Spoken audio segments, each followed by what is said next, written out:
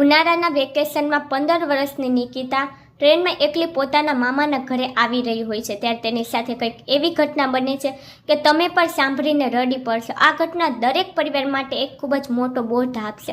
તો ખાસ દરેક ભાઈ બહેનો અને સંતાનો જરૂરથી આ ઘટનાને અંત સુધી સાંભળજો. નિકિતા રેલવે સ્ટેશન પર પોતાના પપ્પા સાથે ટ્રેનની રાહ જોતી ઊભી હતી. તેના ચહેરા પર અનોખી ખુશી ઝડપતી હતી કારણ કે આજે તે પોતાના મામાના ઘરે જઈ રહી હતી. વેકેશન શરૂ થઈ ચૂક્યું હતું અને એ પર બધા બાળકોની જેમ પોતાના મામાના ઘરે જવા માટે ખૂબ જ ઉતાવળી થતી હતી. પરંતુ નિકિતાના પપ્પા નિમેશભાઈના ચહેરા પરનો ચિંતાઓની રેખા દેખાતી હતી કારણ કે પોતાની 15 વર્ષની દીકરીને આવી રીતે મામાના ઘરે એકલી ટ્રેનમાં મોકલવી એમને યોગ્ય નહોતું લાગતું. પણ નિકિતાના ઉત્સાહ અને જીદ સામે નિમેશભાઈને પોતાના મામાના ઘરે મૂકવા માટે તૈયાર થઈ ગયા. મનમાં તો એ પણ ઘણા મૂંઝાતા હતા કે દીકરીને આવી રીતે એકલી ક્યાંય ન મોકલવી જોઈએ. પણ પછી નિકિતાની ખુશી સામે એમને પોતાની ચિંતાને દબાવી દીધી. સમય થયો અને ટ્રેન એના પ્લેટફોર્મ પર આવી પહોંચી. ટ્રેનને જોતાં જ નિકિતા એકદમ ખુશ થઈ ગઈ. એ તો ઝડપથી પગલાં ભરતી ટ્રેન તરફ ચાલવા લાગી. પરંતુ નિમેશભાઈએ તેને અટકાવી અને એનો હાથ પકડીને ધીમે ધીમે ચાલવાનું શરૂ કર્યું. ટ્રેન સુધી પહોંચવાના રસ્તામાં નિકિતાએ શિખામણ આપ્યા કરતા હતા કે બેટા, આખા રસ્તા પર કોઈ જોડે કંઈ પણ વાતચીત ના કરતી અને કઈ વસ્તુ આપે તને ખાતી નહીં. અને સામે નિકિતા, અરે હા પપ્પા, તમારી બધી જ વાત મને યાદ છે, એવું ક્યાં કરતી હતી. એક પિતાના હૃદયમાં ચાલતા ચિંતાના તોફાનને સાંભળતા નિમેશભાઈ ટ્રેનની અંદર એની દીકરીને લઈને પહોંચી ગયા. એમને આસપાસ નજર કરી તો મોટા ભાગે ટ્રેનને ડબ્બામાં સ્ત્રીઓ જ બેઠી હતી. આ જોઈને એમની ચિંતા થોડી હળવી થઈ. એમને થોડો રાહતનો શ્વાસ લીધો. ટ્રેનમાં બેસેલ દરેક મહિલા એમને સારા ઘરની જ લાગતી હતી. પરંતુ એમની નજર બાજુની સીટના ખૂણામાં બેસેલા એક 60 વર્ષના વૃદ્ધ માજી પર પડી. એમને જોઈને નિમેશભાઈને થોડો વિશ્વાસ આવતો હતો એટલે આ માજીની નજીક ગયા અને એમને વિનંતી સાથે કહેવા લાગ્યા કે માજી, મારી દીકરી એકલી એના મામાના ઘરે જઈ રહી છે. એની પાસે ફોન અને સરનામું બંને મેં આપેલા જ છે, પણ જો એને કોઈ તકલીફ પડે તો તમે એની મદદ કરજો. મારી દીકરી પહેલીવાર આવી રીતે એકલી જાય છે એટલે હું તમને વિનંતી કરું છું કે તમે એનું ધ્યાન રાખજો. આટલું બોલતા એમની આંખો જાણે તો ભીની થઈ ગઈ હતી. એટલે પહેલાં વૃદ્ધ માજી પર નિમેશભાઈને કહેવા લાગ્યા કે કંઈ વાંધો નહીં બેટા, તું ચિંતા ના કરતો, હું તારી દીકરીનું ખૂબ ધ્યાન રાખીશ. આ માજી સાથે વાતચીત કર્યા પછી નિમેશભાઈ એની દીકરી નિકિતાને છેલ્લી વખત મળવા આવ્યા અને એના માથા પર હાથ મૂકીને એક હાસ્ય સાથે અને કહેવા લાગ્યા, બેટા, તને કંઈ ભૂખ લાગે તો તારું મન ગમતું લઈ લેજે.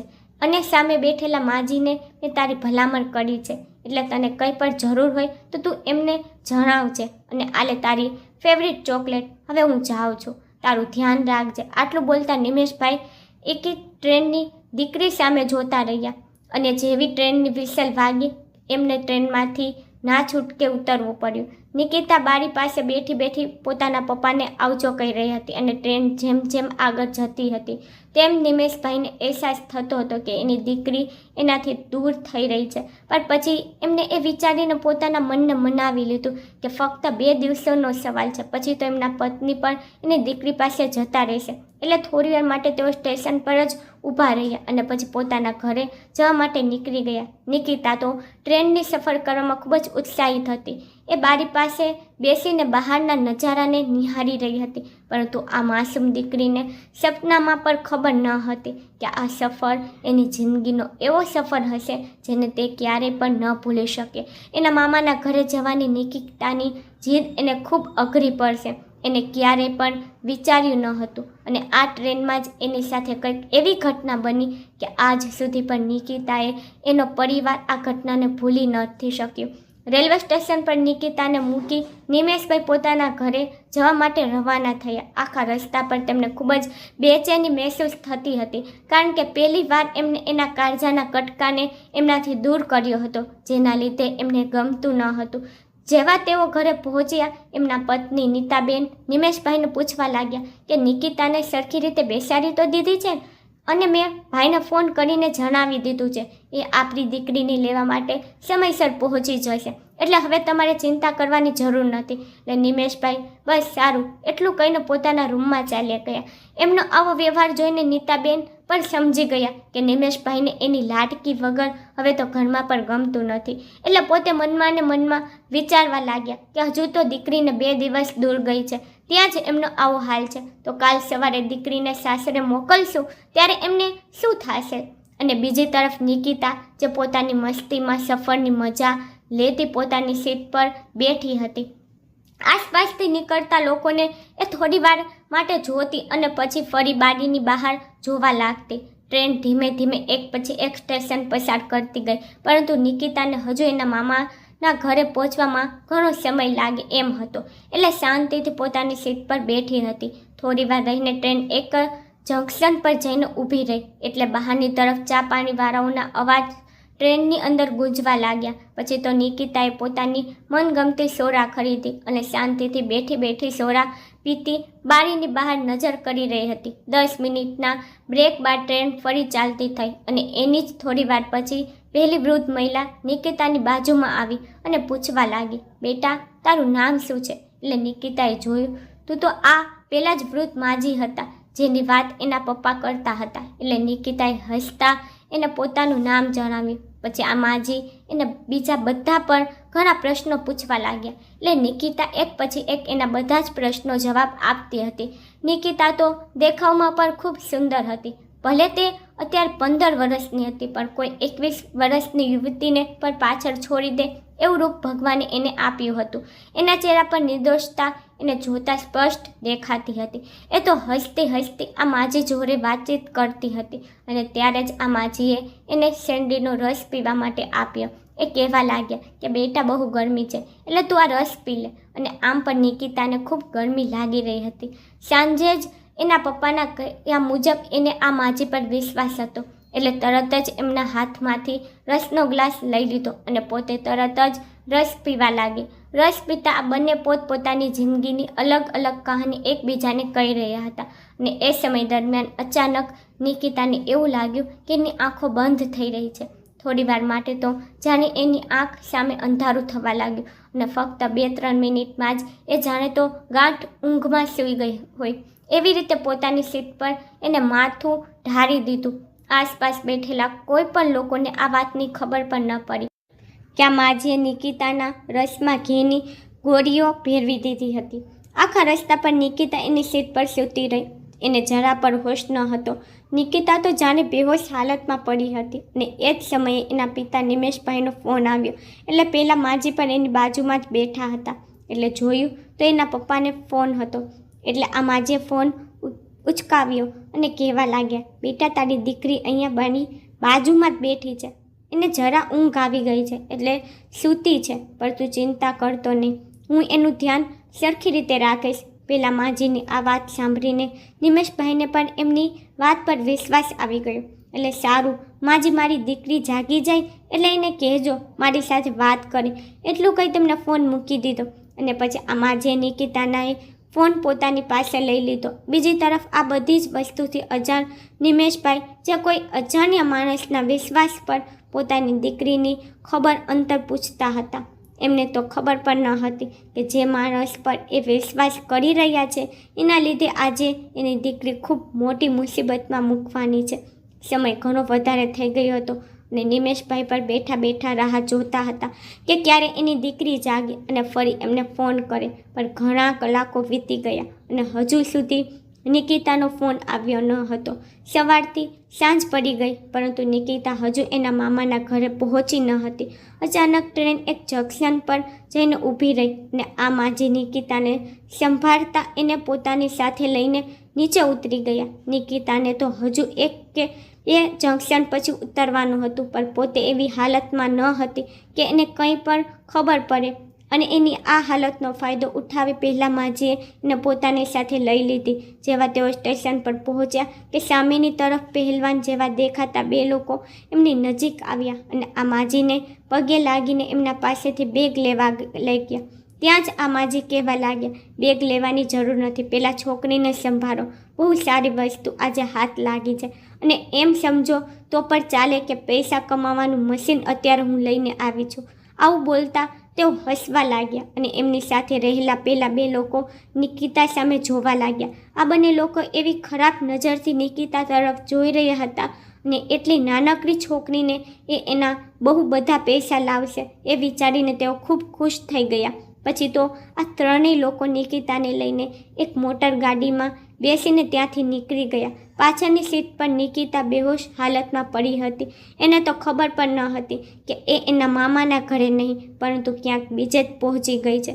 ગાડીમાં બેસતા જ સૌથી પહેલાં આ માજીએ નિકિતાનો ફોન બંધ કર્યો અને કહેવા લાગ્યા કે પહેલાં તો આ છોકરીનો ફોન બંધ કરું, નહીં તો એનો બાપ ફોન કરીને આપણી મહેનત ઉપર પાણી ફેરવી દેશે. એકવાર ફોન બંધ થઈ જાય પછી ભલે ગાંડાની જેમ આમ તેમ એની દીકરીને શોધ્યા કરે.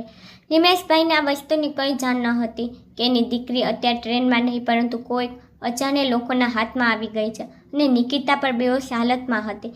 એને પણ ખબર ન હતી કે તે ક્યાં જઈ રહી છે, પરંતુ આગળ તેની સાથે જે થવાનું હતું એ સાંભળીને જ હર કોઈના રૂવાડા ઊભા થઈ જશે. મિત્રો, આગળની ઘટનામાં શું બન્યું તેની વાત કરીએ તેના પહેલાં જે પણ મિત્રો આપણો રેગ્યુલર વિડીયો નિહાળી રહ્યા છે અને રેગ્યુલર આપણા વિડીયોમાં કોમેન્ટ કરી રહ્યા છે તે લોકોના નામ અમે આનંદ સાથે અહીં ઉલ્લેખ કરી રહ્યા છીએ. તે નામ આ પ્રમાણે છે: ભરૂચથી યુનુસભાઈ મોગરા, ધાર્મીબેન મુકેશભાઈ પંચાચાલ, હર્ષાબેન દિલીપ કુમાર, સોયબ મરિયાદ, ભરતભાઈ બુધેલિયા સુરતથી, જલધરા વિશાલબેન આપણા દરેક વિડીયો નિહાળી રહ્યા છે અને દરેક વિડીયોમાં ખૂબ સરસ મજાની કોમેન્ટ પણ કરી રહ્યા છે. મીનાબેન વોરા, નટુભાઈ પટેલ, જીગરાભાઈ ભટ્ટ, અનુનાબેન ટાંક, મનોજભાઈ ખુમાર આપણા આગળના વિડીયોમાં ખૂબ સરસ મજાની કોમેન્ટ કરી રહ્યા છે. સોલંકી, નરભેરામભાઈ, ઇકબાલભાઈ, ભગવાનભાઈ પટેલ, મોનોરાબેન પટેલ, પ્રવીરભાઈ પટેલ, હસમુખભાઈ, શ્રીમલી, અરવિંદભાઈ પટેલ, સ્વપ્નાબેન પટેલ, કુલદીપસિંહ ચૌહાણ, શૈલેષભાઈ જાદવ, રાવલ, રશ્મિકાંતભાઈ, ભરતભાઈ પરમાર, ભીખુભાઈ પટેલ, મિલનભાઈ ત્રિવેદી, વિક્કીભાઈ મુંબઈથી, મુકેશભાઈ દેસાઈ આ બધા જ મિત્રો આપણા આગળના વિડીયોમાં ખૂબ સરસ મજાની કોમેન્ટ કરી રહ્યા છે. મિત્રો, આ સિવાય પણ ઘણી બધી સરસ મજાની કોમેન્ટ આપ લોકો દ્વારા આપવામાં આવી છે, પરંતુ દરેક કોમેન્ટનો ઉલ્લેખ કરવો શક્ય હોતો નથી. જેથી જે લોકો અતિ સુંદર કોમેન્ટ કરી રહ્યા છે તેમના નામ અમે અહીં ઉલ્લેખ કરેલા છે. આપ સૌ મિત્રોનો અમે હૃદયપૂર્વક આભાર માનીએ છીએ. આવી જ રીતે જ આપ દરેક વિડીયોમાં કોમેન્ટ કરતા રહો અને મિત્રો, ખાસ આપના નામની પાછળ તમે કયા ગામથી કોમેન્ટ કરી રહ્યા છો તે પર જરૂરથી જણાવજો, જેથી અમે તેનો પણ ઉલ્લેખ કરી શકીએ અને આપની કોમેન્ટ વાંચીને આપના સગા વહાલા પર આપના ઉપર પર ગર્વ કરી શકે. જેથી મિત્રો, ખાસ દરેક વિડીયોને લાઇક અને કોમેન્ટ કરતા રહેવું. અને હવે ચાલો મિત્રો, આગળની કહાનીમાં શું બન્યું તેની વાત કરી લઈએ. નિકિતાને ગયાને ઘણો સમય થઈ ગયો હતો એટલે હવે નિમેશભાઈથી રહેવાતું ન હતું. એટલે ફરી તેમને નિકિતાના ફોન પર ફોન કર્યો અને જેવો જ ફોન કર્યો એવું એમને જાણવા મળ્યું કે નિકિતાનો ફોન તો બંધ આવે છે.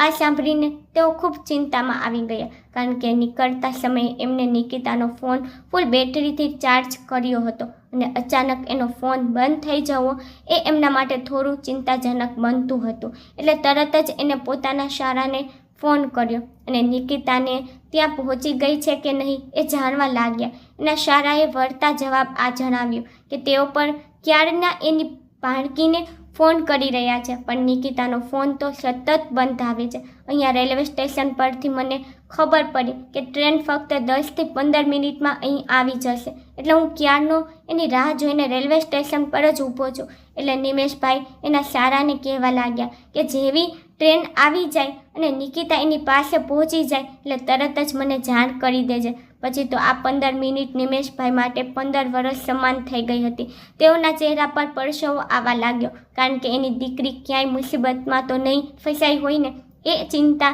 એમને સતાવવા લાગી. અચાનક અડધી કલાક પછી નિમેશભાઈ પર એના શાળાનો ફોન આવ્યો. એટલે નિમેશભાઈને થોડો હાશકારો થયો કે નિકિતા એના મામાને મળી ગઈ હશે.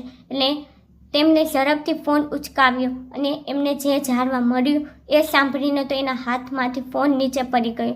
એને શાળાએ જણાવ્યું કે મેં આખી ટ્રેનને ફોડી નાખી, પણ નિકિતા મને ક્યાંય પણ જોવા ન મળી. મેં એના ડબ્બામાં પણ લોકોને પૂછ્યું, પણ કોઈએ એના વિશે કંઈ ખબર નથી. એ જે સીટ પર બેઠી હતી એ સીટ પર એની કોઈ પણ વસ્તુ પડેલી ન હતી. આ સાંભળતા જ જાણે નિમેશભાઈના પગ નીચેથી જમીન સરકી ગઈ એવું એને થવા લાગ્યું.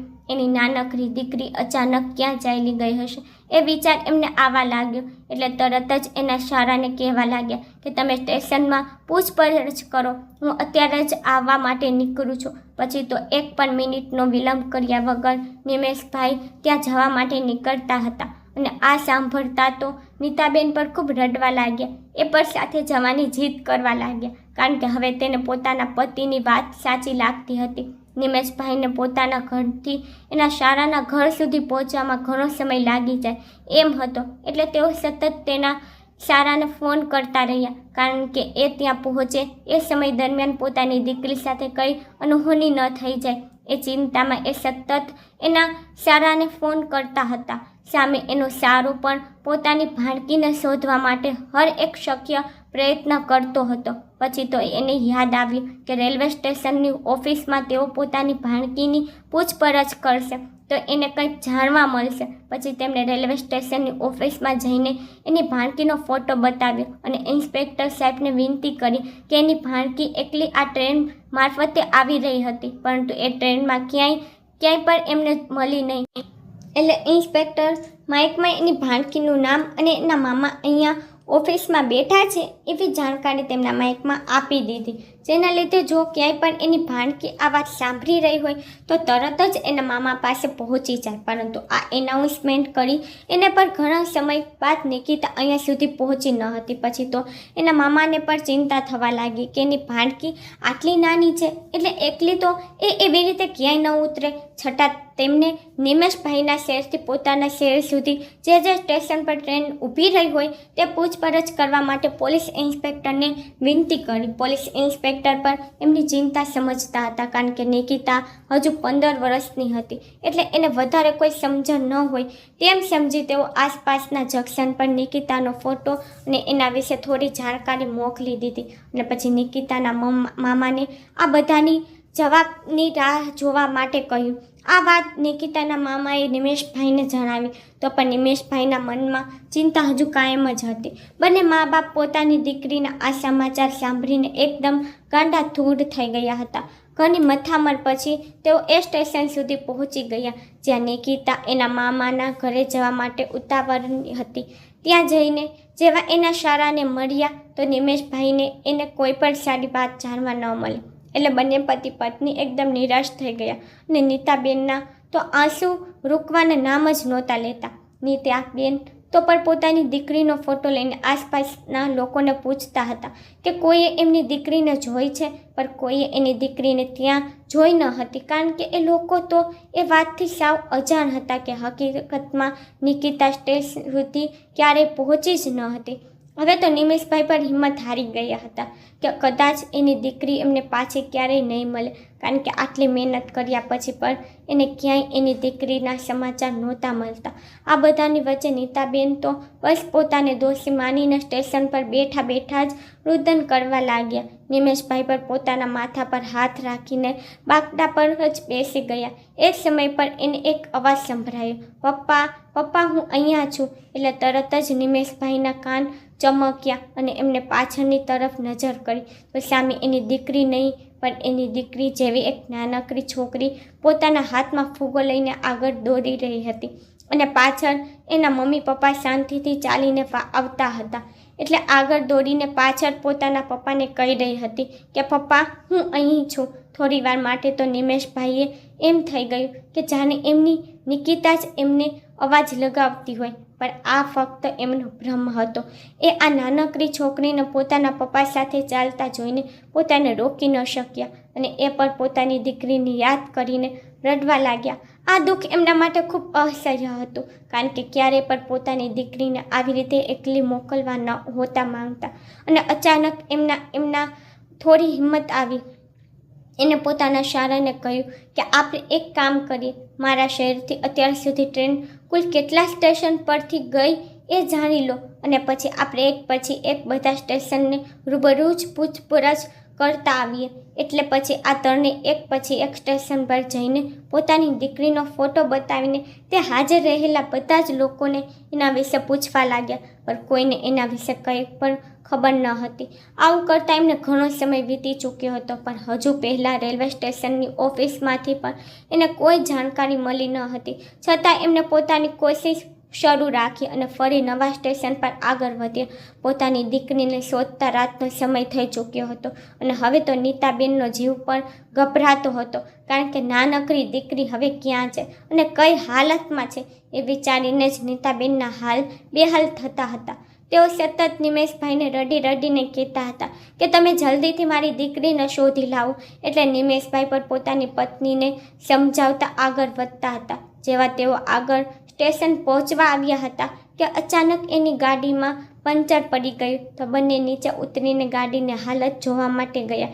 એક તો એમને સ્ટેશન પહોંચવામાં થોડું મોડું થતું હતું અને ઉપરથી આવી મુસીબત આવી ગઈ હતી. એટલે નિમેશભાઈ અને એનો સારો આસપાસ ગેરેજ મળી રહે એ શોધતા નીતાબેનને ગાડીમાં જ બેસાડીને થોડે આગળ સુધી ગયા. રસ્તો એકદમ સુમસાન હતો અને આગળની તરફ જ એક નાનકડું એવું સ્ટેશન આવતું હતું, પણ સ્ટેશન ઉપર પંચરવાળો મળવો મુશ્કેલ હતો. એટલે તેઓ સ્ટેશનની આસપાસ જ ગેરેજવાળાને શોધતા હતા. જેવા તેઓ થોડા આગળ વધ્યા કે અચાનક નિમેશભાઈની નજર એક એવી વસ્તુ પર પડી કે એમના ચહેરા પરના બધા જ હાવભાવ બદલાઈ ગયા. એ તરત જ દોડવા લાગ્યા અને નીચે જમીન પર જઈને બેસી ગયા. એને જોયું તો જમીન પર એ 3-4 ચોકલેટ પડેલી હતી, જે એમને એની દીકરીને ટ્રેનમાં મૂકવા આવતા સમયે આપી. આ ચોકલેટ જોઈ નિમેશભાઈ સમજી ગયા કે આ ચોકલેટ મારી દીકરી નિકિતાની છે. એટલે તેઓ આ ચોકલેટને હાથમાં લઈ પોતાની છાતીએ લગાડીને પોતાની દીકરીનું નામ લઈને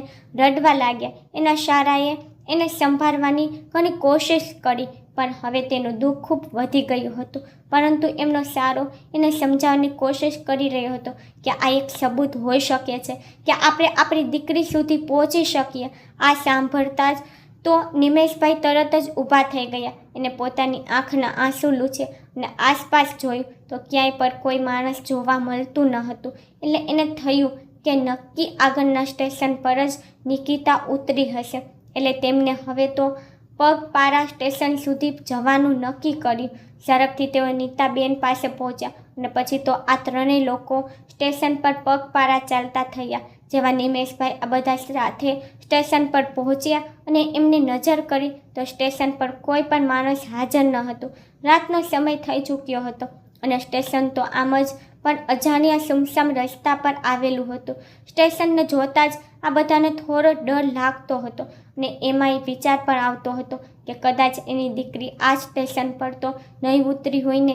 આવા બધા વિચારો સાથે તેઓ આસપાસ નજર કરી રહ્યા હતા અને અચાનક એમની નજર ઓટલા પર સૂતેલા એક વૃદ્ધ ઉપર પડી.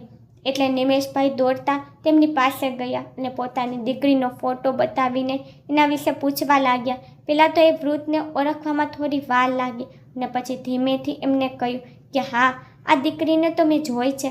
એની સાથે બીજા 2-3 લોકો પણ હતા અને તેઓ આ સ્ટેશનથી બહાર ગયા, પણ ત્યાંથી ક્યાં ગયા એ મને ખબર નથી. આટલું સાંભળતા નિમેશભાઈના જીવમાં થોડો જીવ આવ્યો કે કદાચ એની દીકરી આસપાસ જ એને ક્યાંક મળી જશે. પણ એની સાથે રહેલ 2-3 લોકો વિશે જાણી એમની ચિંતા થોડી વધવા લાગી, કારણ કે નિકિતા તો એકલી જ પોતાના મામાના ઘરે જવા માટે નીકળી હતી. અને અચાનક આવી વાત સાંભળતા નિમેશભાઈ અને નીતાબેનને પણ નબળા વિચાર આવવાના શરૂ થઈ ગયા, કારણ કે નિકિતા તો હજુ ખૂબ નાની હતી. જેવી એમને ખબર પડી કે પોતાની દીકરી આ સ્ટેશન પર ઉતરી હતી એટલે તરત જ એમને પોલીસ ઇન્સ્પેક્ટરને આ બાબતે જાણ કરી અને એમની મદદ લેવા માટે વિનંતી કરી.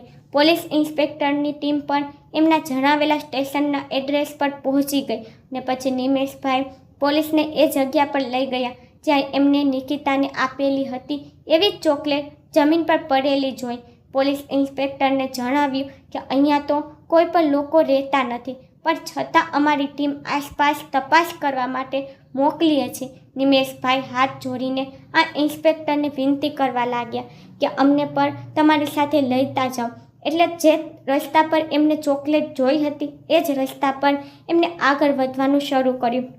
નીતાબેન તો સતત ભગવાનને પ્રાર્થના કરતા હતા કે એમની લાડકી દીકરી સહી સલામત એમને મળવી જોઈએ અને કદાચ એના પપ્પાને દીધેલી આ એ ચોકલેટ એક રસ્તો હોય કે તેઓ નિકિતા સુધી પહોંચી શકે.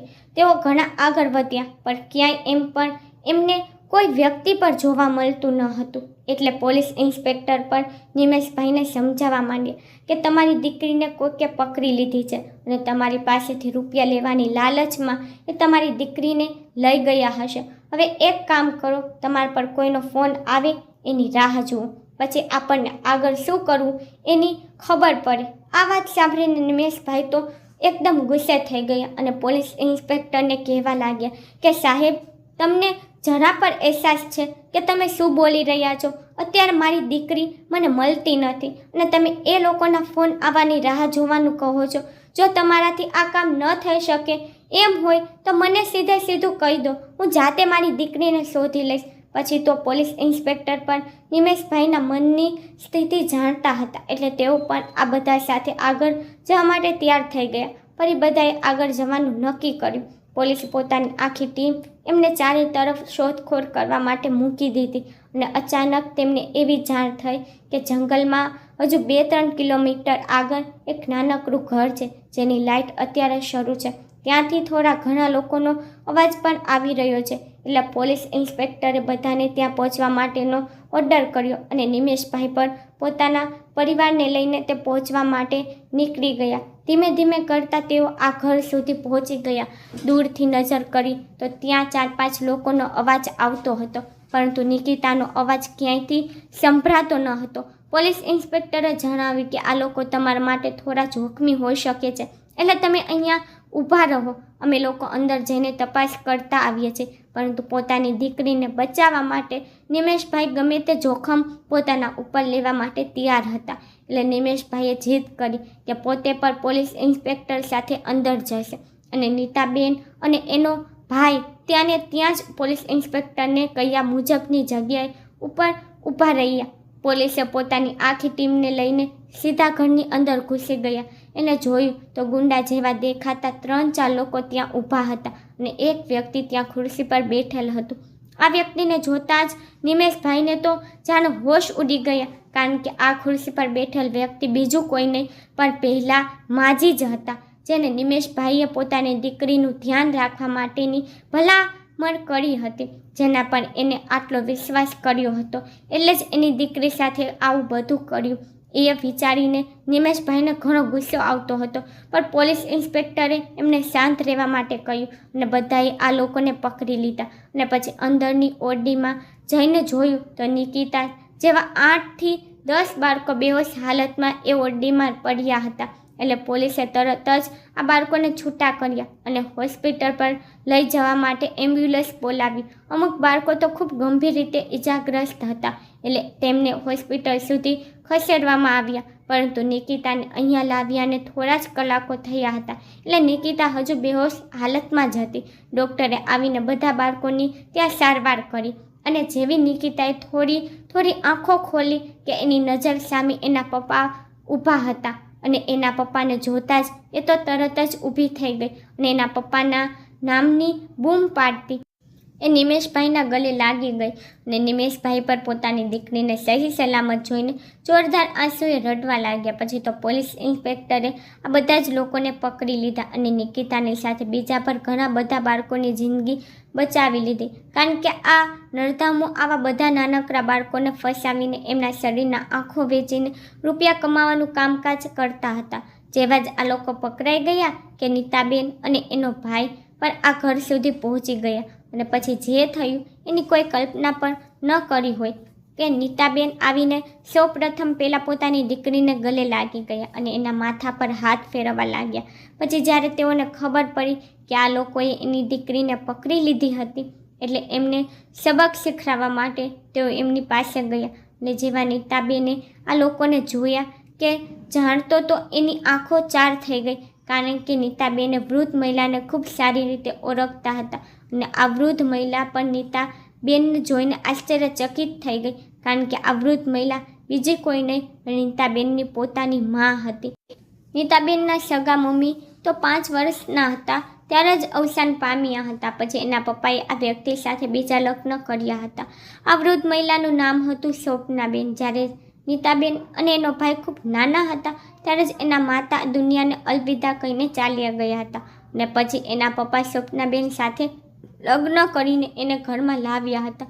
સ્વપ્નાબેન નીતાબેન અને એના ભાઈને ખૂબ હેરાન કરતા હતા, પરંતુ નીતાબેને પોતાના બાળપણમાં ઘણું બધું સહન કર્યું હતું. અને જેમ જેમ સમય આગળ વધ્યો તેમ તેમ નીતાબેનને પોતાની સોતેલી માની બધી જ અસલિયત ખબર પડવા લાગી કે તેઓ ખોટા કામ કરી રહ્યા છે. અને પોતાના પપ્પાને આ બાબતમાં ઘણી વાર જણાવ્યું, પણ એના બદલામાં હંમેશા નીતાબેનને જ ખોટું સાબિત થવું પડ્યું હતું. પરંતુ એક દિવસ ખુદ નીતાબેન આ બધી વસ્તુનો શિકાર બન્યા હતા, કારણ કે એને પોતાના મમ્મીની અસલિયત ખબર પડી ગઈ હતી, જેના લીધે સ્વપ્નાબેને નીતાબેનને રસ્તામાંથી બહાર કાઢવા માટે એક ષડયંત્ર રચ્યું હતું, જે નીતાબેનના પપ્પાને ખબર પડી ગઈ હતી. અને અંતે એમને એની આ સોતેલી માં એટલે કે સ્વપ્નાબેનને ઘરની બહાર કાઢી મૂક્યા હતા. અને ફરી નીતાબેને જ પરિસ્થિતિમાં આવીને ઊભા હતા. પણ આજે એની દીકરીનો સવાલ હતો, એટલે જરા પર પાછા વળે એમ ન હતા.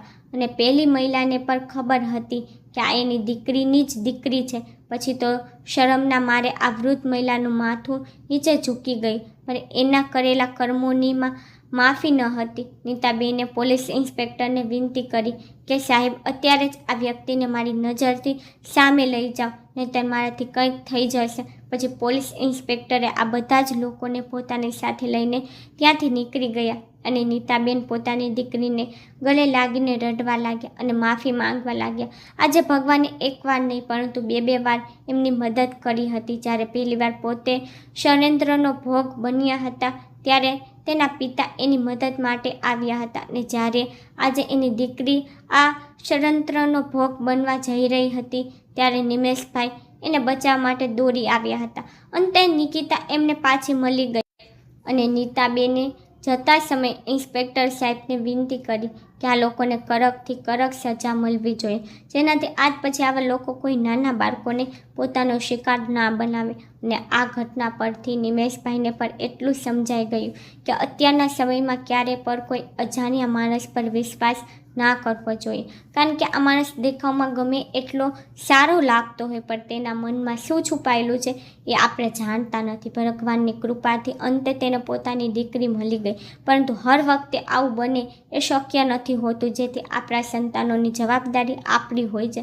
એ વાત હંમેશા ધ્યાનમાં રાખવી. મિત્રો, આ ઘટના પરથી એટલું તો જરૂરથી શીખવા મળ્યું કે ક્યારે આપણા પોતાના પર દુશ્મન નીકળતા હોય છે. અને હા, એ વાત ખાસ યાદ રાખવી કે અત્યારનો સમય ખૂબ જ સમજદારીથી ચાલવાનો છે. એવું જરૂરી નથી કે તમે સારા છો તો સામેવાળો પર તમારી જેવો જ હોય. એટલે હંમેશા કોઈ બીજા વ્યક્તિ પર વિશ્વાસ મૂકતા પહેલાં 100 વાર વિચાર કરજો. અને જો એમાં પણ સવાલ તમારા પોતાના પરિવારનો હોય તો મેં ક્યારે આવું પગલું ના ભરશો, જેના લીધે તમારે મુસીબતનો સામનો કરવો પડે. વહાલા મિત્રો, આ એપિસોડ આપને પસંદ આવ્યો હોય તો ખાસ આપણી આ ચેનલને સબસ્ક્રાઈબ કરવાનું ભૂલશો નહીં, જેથી આવી જ સત્ય ઘટના અને સત્ય ઘટના પર આધારિત કહાની આપણને સમયસર સાંભળવા મળતી રહે. તેમજ મિત્રો, આ કહાની વિશે આપનું શું કહેવું છે તે પણ આપ અમને કોમેન્ટ બોક્સમાં જરૂરથી જણાવજો. ફરી મળીશું મિત્રો કોઈ નવા એપિસોડ સાથે. ખૂબ ખૂબ ધન્યવાદ. જય માં